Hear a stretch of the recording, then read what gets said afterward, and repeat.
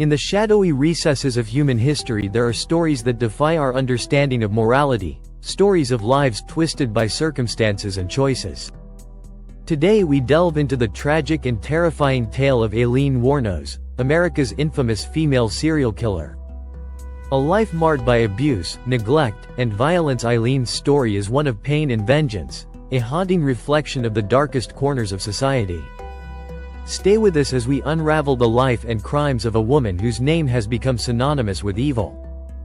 Early life. On February 29, 1956, in Rochester, Michigan, a baby girl was born into a world that would show her little kindness. Aileen Carol Wuornos entered life as the daughter of Diane Wuornos and Leo Pittman, but her start was anything but stable. Her father, a diagnosed schizophrenic and convicted sex offender, was absent from the beginning. Her mother abandoned her before she turned 4. Aileen and her brother Keith were left in the care of their grandparents, Lori and Britta Wuornos, a decision that would set the stage for a childhood rife with suffering. Reports suggest that her grandfather was a violent alcoholic, subjecting Aileen to physical and sexual abuse. By the age of 11, Aileen had begun trading sexual favors for cigarettes, food, and spare change. A desperate attempt to survive in a home that offered no sanctuary. By 14, she had given birth to a child, fathered by a man from her neighborhood. The baby was quickly given up for adoption, leaving Aileen even more isolated. Teenage years and homelessness. Expelled from school and kicked out of her home at the age of 15, Aileen found herself living in the woods near her grandparents' house. Her survival depended on hitchhiking and sex work, an existence fraught with danger and instability. The highways of America became her home. The strangers who picked her up became both her clients and, often, her predators. In her late teens, Aileen hitchhiked her way to Florida, drawn by the promise of warm weather and opportunity. But her life spiraled further into chaos. Arrests for petty theft, forgery, and armed robbery became a recurring theme. By her 20s, she had become well acquainted with the inside of jail cells. The meeting that changed everything. In 1986, Aileen met Tyria Moore, a hotel maid, in a Daytona Beach gay bar. The two women quickly formed an intense bond, with Aileen seeing Tyria as the first person who truly cared for her. Their relationship became the centerpiece of Aileen's tumultuous life, but it also marked the beginning of her descent into infamy. To support their relationship, Aileen continued sex work, often hitching rides along Florida's highways. But in late 1989, something changed. Whether it was a result of years of abuse, psychological trauma, or a cold-blooded decision, Aileen began to kill. The crimes. Aileen's killing spree began on November 30, 1989. She shot and killed Richard Mallory, a 51-year-old electronics store owner. Mallory had picked her up along Interstate 75, and Aileen later claimed that he had brutally raped her. However, the details remain contested, as Mallory's body was discovered riddled with bullets and left in the woods. Over the next year, Aileen killed 6 more men in similar fashion. She would shoot them at close range, steal their belongings, and abandon their bodies. Her victims were largely middle-aged men, and her methods were chillingly consistent. David Spears, Charles Carskadden, Peter Seams, Troy Burris, Charles Humphreys, and Walter Geno Antonio. Each man met a violent end, their deaths leaving investigators baffled and frightened. The arrest in January 1991, Aileen's rampage came to an end. Police arrested her at a bar in Volusia County, Florida, after linking her and Tyria to one of the stolen vehicles belonging to a victim. In custody, Aileen initially denied the killings, but as pressure mounted, she confessed. Her confessions were chilling. Aileen claimed that each killing was in self-defense, alleging that her victims had either raped or attempted to rape her. But prosecutors painted a different picture, arguing that Aileen was a cold-blooded killer driven by greed and anger. The trial and sentencing. Aileen's trial for the murder of Richard Mallory began in January 1992. It was during this trial that her troubled past and psychological state came to light. Expert witnesses debated whether she was a victim or a predator, a tragic figure or a calculated killer. Ultimately, the jury was swayed by the evidence, and Aileen was found guilty. She received 6 death sentences, one for each of the murders she was convicted of. On October 9, 2002, after spending a decade on death row, Aileen was executed by lethal injection at Florida State Prison. Legacy and controversy. Aileen Wuornos' case continues to spark debate. Was she a victim of systemic abuse, pushed to her breaking point by years of exploitation and violence? Or was she a calculating killer, using self-defense as a convenient excuse? Her life story inspired films, documentaries, and books, most notably the 2003 film, Monster. Monster earned actress Charlize Theron an Academy Award. But beyond Hollywood, Aileen's story serves as a grim reminder of how society can fail its most vulnerable members. Aileen Wuornos was a woman shaped by tragedy and defined by violence. Her life raises uncomfortable questions about justice, compassion, and the human capacity for both good and evil. As we leave her story behind, we're left with one haunting truth. The line between victim and villain is often razor thin. What we can learn from Aileen Wuornos' life. This narrative will examine societal, psychological, and ethical dimensions. Detailed insights into how her story reflects broader challenges and offers lessons for individuals, communities, and systems. The long shadow of childhood trauma. Aileen Wuornos' childhood was marked by abuse, neglect, and abandonment. These experiences profoundly influenced her personality and choices as an adult. Her story underscores the far-reaching consequences of early life trauma and its ability to shape behavior, relationships, and coping mechanisms.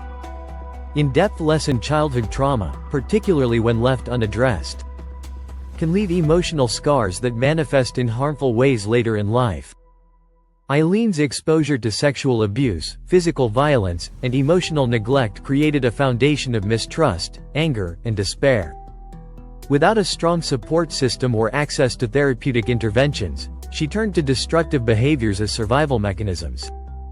Communities must prioritize early intervention for children at risk. Programs that provide counseling, mentorship, and safe environments can mitigate the effects of trauma.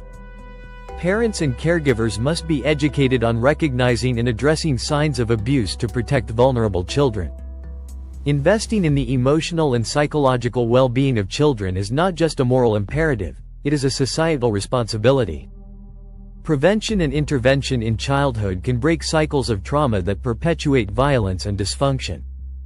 The role of society in shaping individuals. Aileen Wuornos' life is a stark reflection of systemic failures.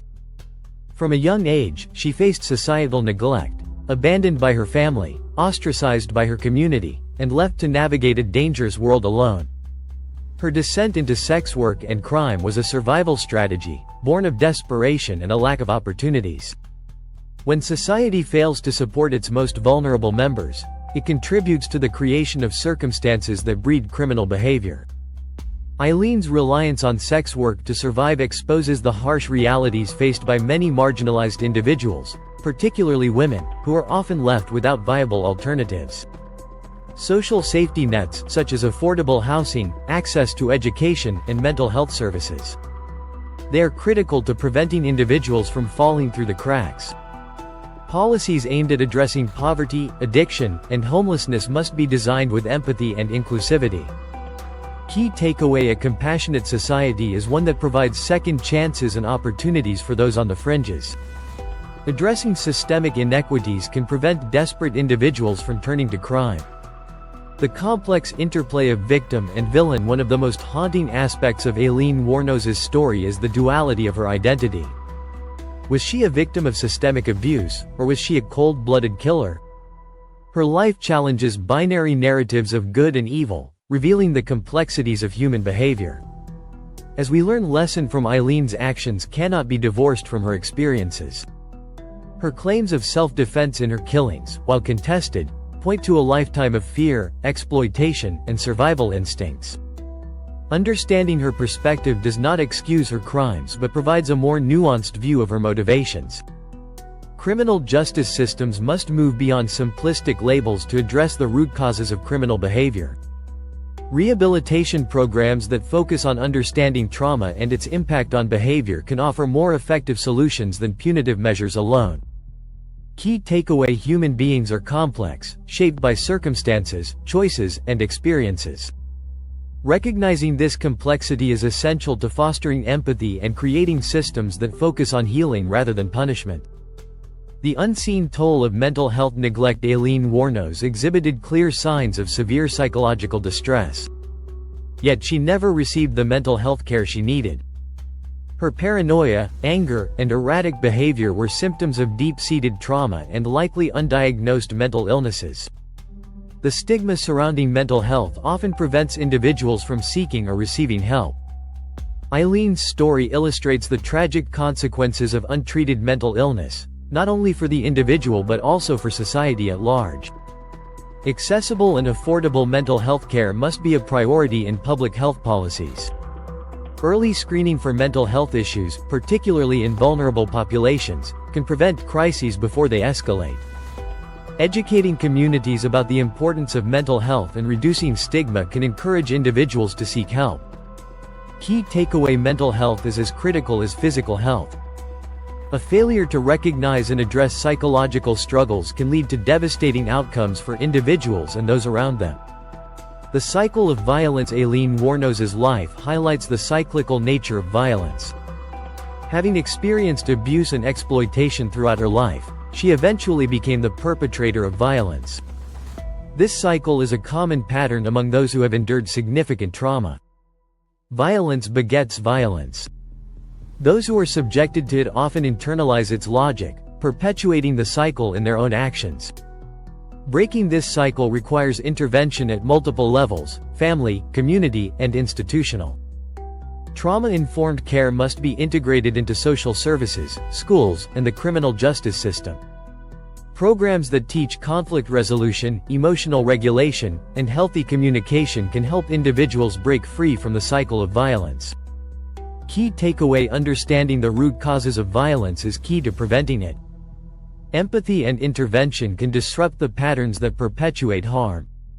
The ethical dilemmas of justice. Aileen Wuornos' trial and execution sparked widespread debate about the ethics of capital punishment and the treatment of mentally ill offenders.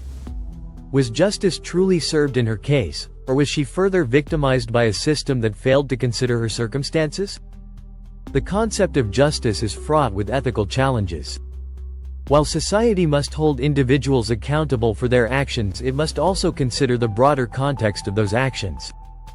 Aileen's execution raises questions about whether the death penalty is an appropriate response to deeply traumatized individuals.